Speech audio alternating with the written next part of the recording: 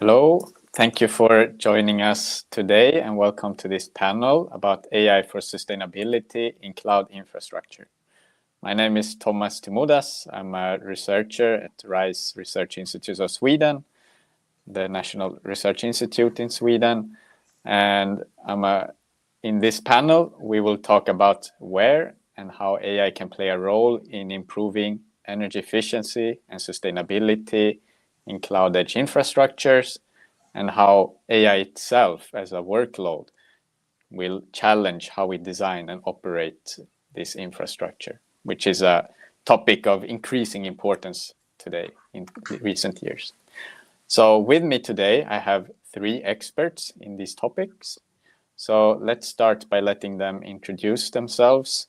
And first, let's start with you, Pedro. Thank you. Yes. So I'm Pedro Garcia. I'm full professor at Universitat Rovira i Virgili in Tarragona. We are 100 kilometers south to Barcelona. And my focus of research is on cloud computing, data analytics, and artificial intelligence. So I'm now a coordinator of several Horizon Europe research projects. On extreme data, I'm coordinating the NEAR data project, but also on the cognitive AI call, I'm coordinating the Cloud Scheme project. So we also have other research track on doing cloud data analytics, AI, and data processing. And I'm really interested in these AI applications for optimizing this sovereign infrastructure with sustainability. And that's all. Thanks. Thank you very much, Pedro. And the next one up, Jon, please. Hello, everyone. Yes, so I'm John Summers. I'm a colleague of Thomas at RISE. I sit in a unit which is focused on data center systems. So scientific lead there, looking at the infrastructure. So how do we deliver power to these systems and how do we manage them in an operational perspective? So, recovering the heat or getting rid of the heat from the system. So I sit on the Future Technology Symposium for the Open Compute Project, so I'm very close to the hardware infrastructure in terms of novel developments there. And I've been focusing on high-performance computing for well over 20 years. And 15 years ago, I said liquid cooling will be important one day. And I think I've been vindicated because we've been seeing liquid cooling solutions come to fruition. Yeah. And I could talk a little bit about that from a sustainability perspective. Yeah. Thanks, Thomas. Yeah. Okay, thank you, Jon. We will get back to this later during the panel. And the last person, Marco, please go ahead. Yes, I am Marco Mancini. I am a principal technologist for AI and data operation in Open Nebula System. I lead a group in the innovation unit about enterprise AI. So we look at both words about how we enable cloud computing for AI, so in order to run AI workloads on the cloud edge continuum, and also how to use AI for improving cloud management. I'm also coordinating the technical work in the COGNIT project. So then during this panel, I can try to share what we have achieved and what from the research also in this project in terms of how to use AI for sustainability and for optimizing workloads on the cloud edge continuum. Okay, thanks, Thomas. Yeah, thank you for the introductions, everyone. And I think let's continue on what you just mentioned here, Marco. So the first question is then where AI can add value for sustainability in cloud edge infrastructure. So please, you can start, Marco. I can start from this, and in particular also from the COGNIT project. This panel is within this COGNIT Day. This is the final event of this project. And so we'll start from that. So AI can add a very substantial value for sustainability, and especially if we look at the orchestration and the management layer of the, let's say, the cloud edge continuum infrastructure. In which way? And these are this is part of the work that also we've done during this project. So if we look at the different technologies that we have in AI, so we can go from just observing the system, traditional monitoring with the alerting and so on. You just react to what can happen during the operation of a system, of a cloud, for example. A cloud computing system is in the sense that if you have some degradation, you try to react. Clearly, AI, we are looking clearly in this case, for example, to machine learning technologies, or recently even using, let's say, transformers for prediction.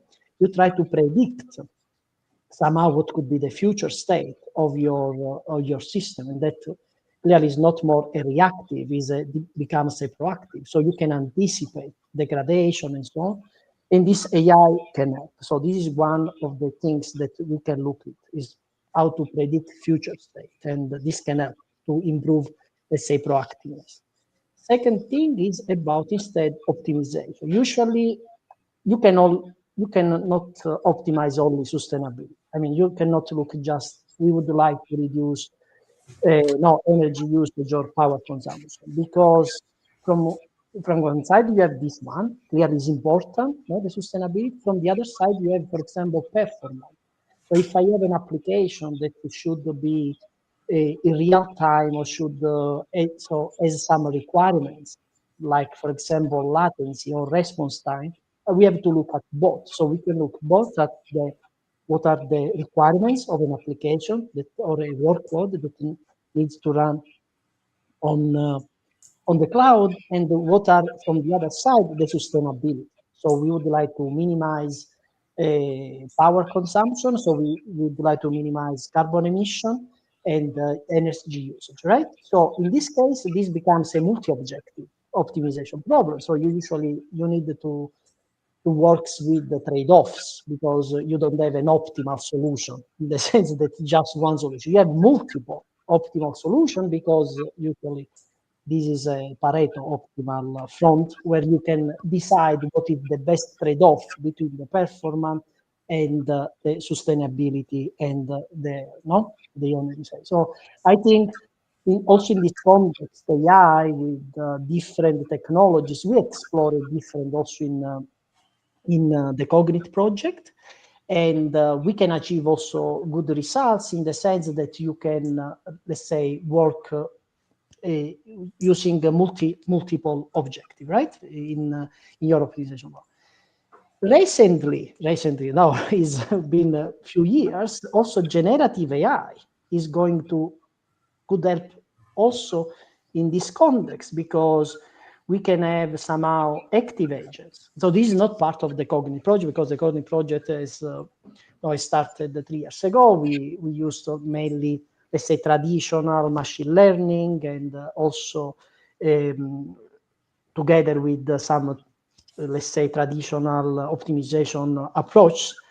But today also there is this, let's say, new technologies like generative AI and agents. So you can even try to integrate in a way that you can solve even more complex problems, right? Because you don't have to look just at the sustainability, as I said, but also at different things. But the point here is the point that I also wanted to raise here is that we cannot look just at the orchestration layer, right? So once you reach this layer, is because, let's say, you have already something that allow you to use AI. So for example, I need systems that provide me with information. I cannot use AI without any data, because AI needs data, it needs a lot of data. So it's very important that at the system and infrastructure layer, we need to have a very good observability system, so a monitoring system. So I can have data about the application, the pattern. That's what we did in COGNIT. So I need to know what is the pattern of the workloads in order, for example, to predict eventually issues in the future about performance degradation. I need data about energy mix that are used, about carbon intensity. So I need this data about the data center themselves. Also, if the data centers are not efficient, or if the data center don't use energy mix or use just carbon-based energy, it's clear that AI cannot help, in the sense that it's based on the fact that we have the right also instruments in order to enable, let's say, AI at orchestration and the workload layer. And Marco, Yep, I think yep. you mentioned something interesting there that maybe John wants to add about this infrastructure and the limitations of AI and the physical aspects. So, well, I was going to concur with what Marco was saying in a lot of things, because it's about operation, you know, because a lot where can AI help with data centers? It's definitely in using the infrastructure at its best, at its sweet spot, in a sense. So if we can put workloads there, if we can marry the workloads to the sweet spot of the data, of the infrastructure, and we get the best return from a sustainability sphere. But we've got to face the fact that sustainability is not always just about energy and carbon. It's about material resource as well. So, you know, the growth in the data center industry at the moment, because that's one of the indicators for the AI growth, if you like, is phenomenal, and that's a resource that we, you know. So there's a bit of an oxymoron here, you know. AI is creating a huge growth on the one hand, but then it's an irony to talk about AI being used to make things more sustainable. But there are lots of other things that I would say, you know, optimizing the KPIs, which I think, you know, aligns to what you said, Marco, in terms of the workload. We can actually match that to the infrastructure layer, you know, in terms of where do we deploy the workload? Do we deploy the workload where there's a high amount of renewables in the grid? If we can deploy workloads in different geographical locations, that is something that is really of interest to the industry. But also the other thing is that this data centers need to be resilient. And one of the things that AI could really help on is understanding the issues of maintenance and predictive maintenance. So again, you can get a lot of data from the infrastructure, and data drives AI, doesn't it? Or data drives all these data-driven models that we've developed. And that can really help in maintaining a resilient infrastructure as well. Because let's face it, if we do a non-resilient infrastructure is actually not good for sustainability, because, you know, if things fail, it costs us energy, it costs us carbon in order to get things back online. So those are some of the things, but maybe we'll come back to this oxymoron of AI, or this irony of AI, that it consumes a lot of energy itself. And talking about using AI to save resources is really really challenging, but something we can talk about perhaps later. Yeah, I think we will definitely get back to this. And before that, Pedro, you have also worked in many similar projects, and maybe you have a few perspectives you want to share as well. Yeah, no, my view is super complementary to them, and it's nice because, I mean, their view is from the infrastructure. I mean, Marco in OpenNebula, they are creating virtualization infrastructures for people, and they have to optimize their operations. And John also, I mean, we also collaborate with people in HPC that they have supercomputers, but also in cloud infrastructures. And your perspective is I have the infrastructure, I receive workloads, I have to optimize this. And of course, both Marco and John said something very interesting. We have to move from reactive to proactive, like predicting things. For predicting things, I need data about the infrastructure. So then AI, when you have like nice monitoring of the infrastructure, that is this view from the bottom. I mean, then I receive the workloads, I analyze data, and I can predict to optimize that. And certainly AI can be very useful. My perspective is very different from you because I am on top of you. So I am the user. So we are creating systems in many projects that are for doing data analytics on top of your different infrastructures. We have deployed things on HPC. We have deployed things on cloud providers. We have projects with OpenNebula to deploy things on OpenNebula. And really, this connection between the two layers is the complicated thing, because sometimes the provider is blind I mean, you know some things about the workload, but it's difficult for you to predict because you don't have like many data, much information about what it's on top. And really, AI can help a lot when now you, on the upper layer, on the deployment, you use AI to deploy things on the infrastructure using AI, and then you can put users on rails. Because the difficult thing is that if the user can do anything, he can be super inefficient. We all know these statistics about the resource was touched in the cloud providers, in HPC, where people are over provisioning or under provisioning. When you have something where the AI helps the user to put him on rails and he can be more efficient, these rails are the road or the track for this predictability for the cloud provider. Then you really glue what is on top with the infrastructure that it's below. And it's the AI in the middle that can connect this. And then you can optimize energy, you can optimize placement, you can do cloud-edge deployments, because you really know what the user is going to do.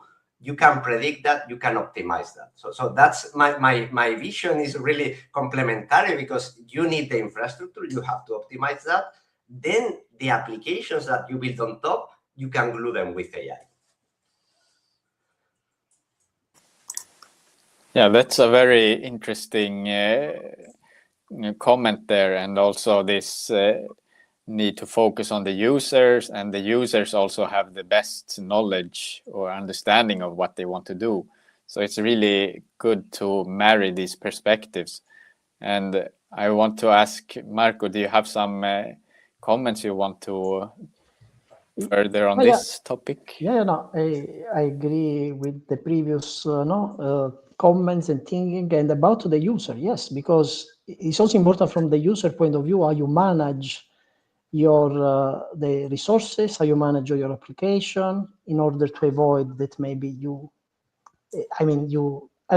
book resources and then you underuse, or you, as Pedro said, you over provision stuff and then you don't even use it. So clearly, from the perspective of the infrastructure, let's say you have here, as I agree, there is the perspective from the user, right? So the user usually, what would like to have is mainly optimizing performance, right?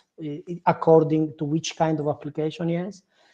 Optimizing costs, would like to optimize costs, because clearly would like to run application in such a way that the cost goes down, right? And then from the perspective of the infrastructure, you would like to have, you would like to consume less energy. You would like to have sustainability goals, right? You would like to have, as John said, reliability is it should be efficient, right? So if you put this to word, I think the main maybe message that we would like to say is that AI can help in all these layers. It's just not one layer. It's different layers where today AI can contribute everywhere. Okay, so and as you can see here, we have here different objectives, different utility objectives according to what is the actor in your system.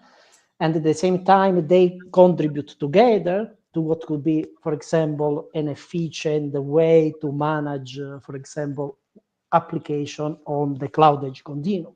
So I agree with all these different point of view are interesting in the sense that at the end, using AI at different layers can help in globally optimize. I mean, there is not a global optimum in the sense we cannot know which is the global optimum, but we can go towards this global optimum. That means very high efficient data centers today.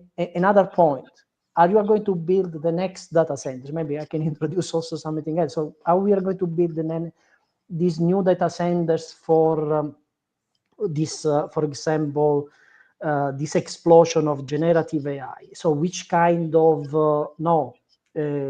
how we are going to look at this new infrastructure, how we want to like to build all this infrastructure. At the same time, I would like to build applications and also orchestration layer, because now the workload will be AI, no? And we would like to use AI also to optimize workloads. you know. And so this is a mix of the fact that we have AI in the world of the workloads, and how to use AI also to improve the efficiency of the system or the application and so on. And I don't know. Yeah. This is yeah.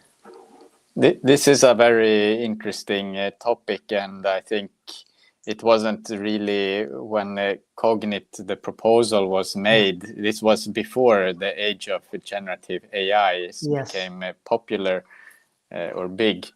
And so there are many things that will need to change here in all these, you mentioned these different layers, right? So from your perspectives, what are the challenges? What do we need to change in how we do things from today or yesterday, looking into the future? And maybe Pedro, we can start with you. Yeah. Well, I mean, a radical change is what Marco was telling. I mean, generative AI is changing the equation completely. And it's changing because of the language barrier. I mean, on the one hand, now both users and infrastructure providers can leverage natural language and combine it with code to optimize the infrastructure. And this is phenomenal. I mean, now I see a BLDB paper, super interesting. Now, for example, I will share in the chat maybe, I mean, from MIT. And they are really combining now code with language to reach like new optimization goals that we couldn't do before. And this is one layer. But the other thing is running generative AI, it's super complex. I mean, it's not only GPUs, it's high bandwidth memory, is the data infrastructure. I mean, the data infrastructure that you create to provide, for example, retrieval augmented generation or context to the LLMs. I mean, all this infrastructure is much more complex and more sensitive about energy management and sustainability. And this is going to change everything. We have to change our minds, both in the use of language ourselves, in LLMs, to optimize the infrastructure, but also really to study how this can be done efficiently, because this is complex. I mean, the use of tokens, the time per token that you receive, the cost of the GPUs, the cost of the data infrastructure to serve data very fast to the applications. So really, this is going to require also, like John and others, I mean, hardware acceleration. I mean, it will be super important that hardware acceleration is squeezed or it's used very efficiently to be sustainable, and that the applications can leverage this kind of complex infrastructure. So for me, the real challenge is introducing in the loop all the generative AI platform orchestration, data, resource provisioning, and optimization that we require to make this happen and enable like new use cases that we are now imagining in many situations. Yeah, this is also a very interesting point that you mentioned, that everything needs to change. So old assumptions, we need to throw them away a little bit and rethink them for the future. And this also goes into what you mentioned, that also on a hardware level, you need to re-architect and have new high-performance connectivity in the data center and the new the accelerators and so on. So there's also a limitation to what can be solved only using AI. There needs to be something on the hardware and infrastructure level. So John, how do you see this future, the AI, generative AI and AI changing these assumptions? Yes, so this is a challenge for the data center infrastructure, particularly. So let's start through the chain. First of all, there's a lot of talk about the trajectory that we're on with these accelerators. I mean, they're known as GPUs, but they're not really graphical in any sense. They're accelerators, yeah. And what we're seeing is there's a thing called the thermal power, the TDP, and that that is increasing with the next generation that's coming along. Okay, the microprocessors are getting bigger at the same time as drawing more power. So getting the power in is one thing, and power delivery is one of the hot topics in data center infrastructure, particularly for these types of workloads. But of course, once you get the power in there, with these high TDPs, you've got to get the heat out. And the driving force for particularly for training large AI models is that the same requirement as we had for HPC and scientific code was to try and get all of the nodes, all of the compute nodes as close together as possible. And of course, you've got these heat sinks, this way of dissipating heat into the air is one way, and they take up too much volume. So we're trying to in order to get rid of that heat sink, you go for something that can carry heat more effectively, and that's using liquids. So that's the whole driver behind densification, behind getting IT equipment close together. So the architectural change is really, on the one hand, how do we deliver power to these systems? And if you look at a data center, they have maybe a bus bar above all the racks, which carries a certain amount of kilowatts. And of course, you have tap-off points. But now, as you're getting more and more infrastructure into one rack, the number of tap-off points you have is you don't have physical space anymore. And the talk on the street is that we can get the power in, but we're not going to get the heat out. We're going to be limited, thermally limited in the future if we continue down this road. And I see the accelerator technology that is being developed around CMOS technology as a brute force approach, in my opinion, for AI. I think there is some elegance around other ways of doing compute, and whether this will gain traction. I think it may gain traction definitely in the inference space before it does in the training space, because training is basically, we're wedded to NVIDIA technology in that sense. And that's not just the hardware, that is also the ecosystem that comes with NVIDIA. It's the software, which I think has driven really it's a strong driver for the NVIDIA infrastructure. But the other aspect of this, and this is what challenging from a sustainability perspective, not just the resource that we're putting in, but the way that we use these accelerators. So in training, if you have 25,000 GPUs in a data center, they're synchronized in terms of the way that they consume power, they draw power. And so they're swinging up and down. And so you're going from 10 megawatts to 30 megawatts and back to 10 megawatts. And this is a problem for the grid, for the electrical infrastructure to the data centers. So from an AI, if we focus on generative AI and the really large models. And so I wanted to just say that, on the one hand, this is thermally stressing the electronics to a degree that we've not seen before. This equipment won't last very long before it fails because you're thermally stressing it. The other thing is that the data center then has to then consider, how am I going to be a fair player with the grid? Because once upon a time, it was the UPS, which is the uninterruptible power supply that you put into a data center to condition the power. It was to protect the IT equipment from the nasty grid.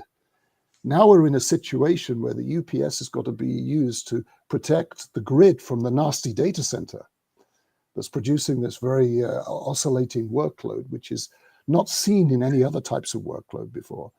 And so that's something that's really challenging the infrastructure, challenging the way that we design this. Definitely, if we throw AI at this problem, this is the irony in it all. If we throw AI at this, we might actually find solutions to this. But that's my view on the actual infrastructure side of things, and the challenges that we face. So I don't know whether the other guy, my other panelists, agree with me on that. Anyone wants to add something to this? Pedro or Marco? Otherwise, we can. Marco. Sure. As Jon said, generative AI is training, and is rethinking about data centers, how we do the training, very close to what we had in HPC, because these are big models, they need the resources very close to each other. And then there is the other aspect, as you don't introduce it, that is inference. And this, what we will have in the future maybe will be, now we are focusing also a lot on the models, no? These are very big companies, because these are very big investments, by the way, because training these large models cannot be done by a small company. This can be done only by very big companies that have fundings, money, there is a lot of. From the other side, there will be a lot of inference. This will increase exponentially. So it's not now only about training, but it's about inferencing that will be used for maybe everything, right? And that's also another point, because also to do inference, you just don't need few resources. It depends on which models you are using, okay? So this is an impact again on the sustainability, because this will increase. So we have to think about also how we are going to manage now. And now inference is not just an HPC data center. We have to think now again about distributed workloads, because we have this inference can happen at the edge, can happen within an on-premise, can happen So again, here we are going to evaluate how to manage at best in order to have a sustainable loads that are related to the inference. Okay, so I agree. So for training, for sure, yeah, we have to rethink a lot, as Jon already said, about the impact of this on the grid. But we have to look also at the inverse, because it will increase a lot, right? Because we are going to use practically for everything, maybe, right? And this is also something to consider. And here we are going more on the, let's say, on this cloud edge continuum is more distributed, because the inference now is to take into account different things. Because it's not only, we are not talking now about training, but we are talking, for example, using data, maybe where the data is generated. And I do inference where the data is generated, because maybe I have to do the inference only there. I cannot move the data, for example. Okay, you have to consider these requirements, for example. We can maybe introduce something in between inference and training of very big, large models. These are called fine-tuning or distillation of smaller models to make them more, specialized for specific tasks. And this is, again, you don't need an HPC or a big data center, but maybe you need few resources. So you have to consider, again, this. And if you put in the equation the sustainability, you have to think about how this also fine-tuning or distillation affect the system in general. Okay, so that's what I would like to add. I can add a small comment here also. I like also what Jon said about this. The trend towards bigger nodes, consolidation. Then in the same rack, you have even technologies like that will come, like high bandwidth memory, compute express link, and things that are changing the things that we were doing, even in the software layer. When you deploy things before, you did like horizontal scaling. I launch a lot of nodes, I do elasticity, and I forget about things. Maybe this in inference, in some cases, it will work. In other cases, we will have to change our way of thinking and maybe move not to horizontal scaling, but to vertical scaling in many cases. We will have to do collocation and computation close to the data. We will have to try to avoid big data movements if I can stay in the same rack and the memory is extremely fast. So then, if you really want to be energy efficient and sustainable, you cannot just do what now with Kubernetes I launch in every virtual machine that I have in my resource. I really have to select carefully and maybe collocate things and maybe vertical scale instead of horizontal scale. So there will be a lot of challenges with this hardware that software has to really map and not do like traditional cluster computing as we were doing in the past for many things. So things are going to change radically. Yeah. I like the point that both of you have said, that it's driven by the user. At the end of the day, data centers don't consume power. It's the users that consume power. It's the applications that sit on, and we're sitting here, applications sitting on software layers, sitting on hardware. But I think, what we have to consider is, can we right size things? Because everything that we do, it's over provisioning. I think what we're seeing is, and that's not a sustainable way of doing things. So can we start from, what is it we're trying to solve, and then use the exact amount of resource to solve that problem? Yeah. Because we're always in this situation where we're over, going back to HPC, it was always the case that the users didn't optimize their code so well. They didn't really care so much about it. They deployed the job on the batch queue and hoped they got results the next day. And if it failed, then they resubmit it. But AI can help in those situations. Wait a minute, guys, you've got this wrong. You need to, we can correct things before we even make the mistakes. So I can see that the value of it there. So, but I thought I'd pick up on that point that you both picked up on. I thought that was really interesting. Yeah, that's nice. Sorry, that's nice, because that depends a lot on the user, right? Maybe you use the wrong algorithm even, right? You can improve your algorithm in order to improve the efficiency of your approach. Yeah, that's, I agree completely with this, yeah. Yeah, I think this is really interesting discussion, and this we have discussed these different layers and the user, and we are running out of time a little bit now, so we will need to wrap up the panel. And I would like to ask you to give some concluding remarks. I think we can maybe start with you, Pedro, coming back to this, what you mentioned, this AI, putting the user on rails with AI, right? Which also was mentioned by John and Marco here. So if you could give a few closing remarks. Yeah. I mean, the goal, I've doing distributed systems many years, and the goal of distributed systems is to solve this complexity and hide this complexity to users. So our work is to hide this enormous complexity to users, and putting them on rails would be the ultimate goal. And AI is what can help us achieve that. I mean, we have done a lot of platforms like we did data cockpits that help user avoid doing the resource provisioning. So you just take your data and we will provision it for you.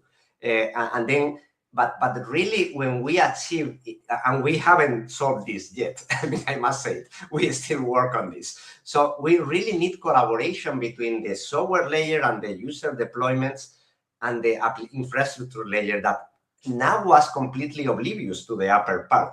You receive some workload, you want to train data to predict things, but you really don't understand what they are going to deploy, and the users can be extremely inefficient. In HPC, even people that are not experts, they are wasting resources like crazy. If we could really put them on rails and avoid these crazy things that humans can do if they don't understand things that are very complex on the bottom, then we could really make the AI be the glue. Because on the one hand, we can help things be deployed more efficiently, and then tell the infrastructure, this is going to go in that direction. What is your goal? Because there are different goals. It's like multi-objective optimization. Maybe you need to optimize cost, but the other one to optimize energy. And there are trade-offs here. You cannot optimize both perfectly. So sometimes you have to sacrifice some part in these trade-offs.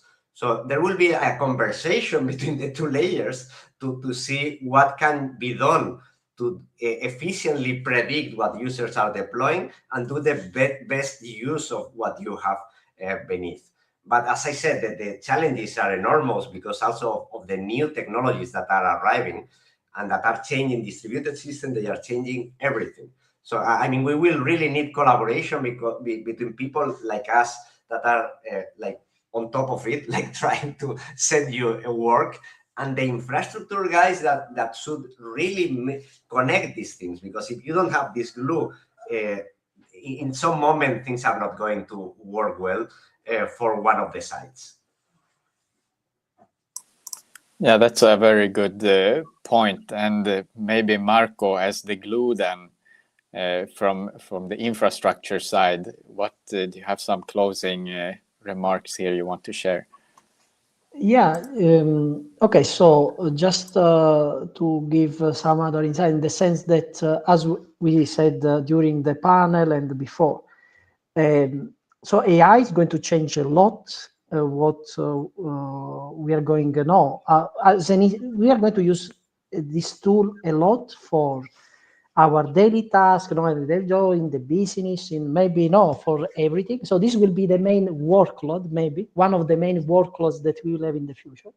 At the same time, as we said, in my opinion, AI will help a lot in all of these things, because we are going to use it for different things. And one of these things is how to manage resources, how we can.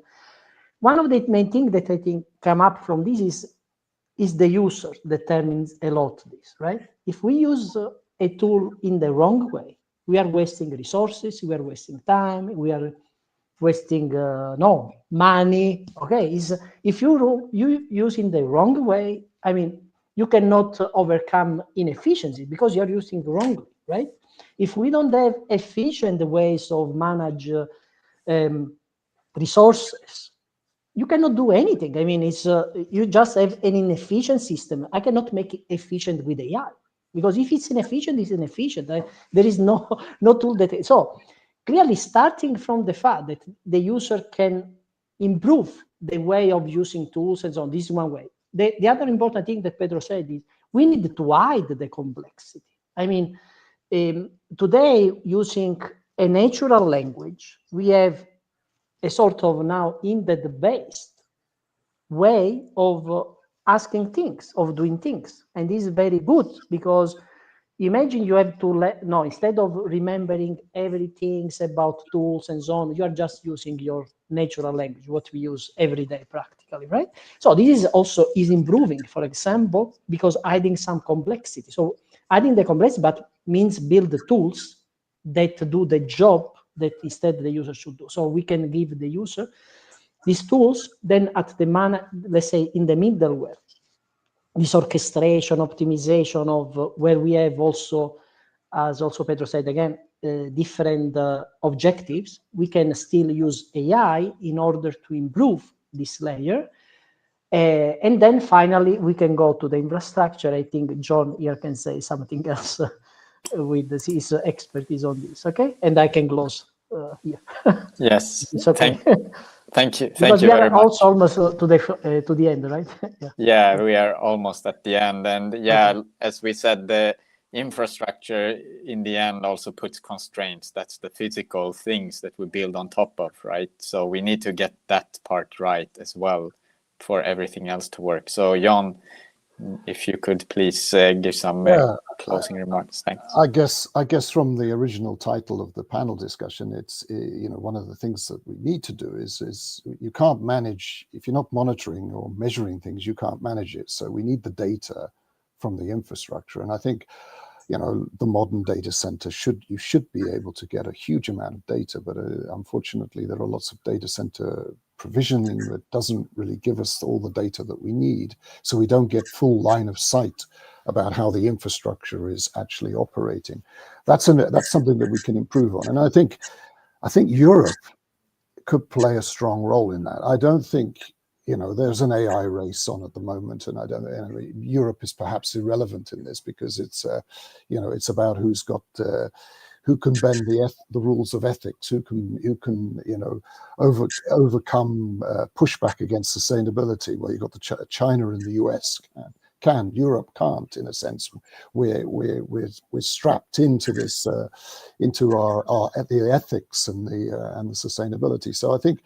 So if we can get better measurement, and we can do things in a smarter way, and I think there's a lot of startups, a lot of technology developments in Europe in this domain that I think could actually, on the actual consumption of AI or on AI-driven data centers, in a sense, we could make a lot of inroads there to show the way on that. We don't, it's the old problem, isn't it? We don't make the servers in Europe; we just consume them. But we do put infrastructure together in Europe, and there have been some really great ways of combining data centers with the energy system itself, in terms of heat recovery and things like that. So we could link everything together to be a bit more sustainable. That's an aspiration, but we can only do that if we can get access to the data that allows us to make the informed decisions, because at the end of the day, without the data, we don't know what we're doing. We're driving in the dark, yeah. And perhaps also another aspect is this industry is very much like, if you buy a Ferrari, you need to drive it at top speed. Yeah, but the road system doesn't allow you to drive it at top speed. So maybe we should think of things in a little bit different. You can slow things down. Time to compute maybe is longer, but maybe it's more energy efficient. And it depends on the criticality of the workload. So there's a lot of smart equals Europe, or Europe equals smart, perhaps. Yeah, maybe that's the way we should go. Yeah, that's a very nice way to close it, with some optimism for Europe, and that we are very strong here, and there's a lot of potential to grow these strengths, and there's a lot of interesting technologies coming out, and hopefully in European research and innovation projects in the future, we will be able to explore these, hopefully even together. So I would like to thank all the experts here on the panel for sharing your very interesting and valuable perspectives and knowledge. And let's close this panel then and leave it to the next panel. So thank you, everyone, and thank you for watching as well. Hope this was as interesting for you as for us. Thank you. Thank you. Thanks a lot. Bye-bye. Bye, guys. Bye-bye.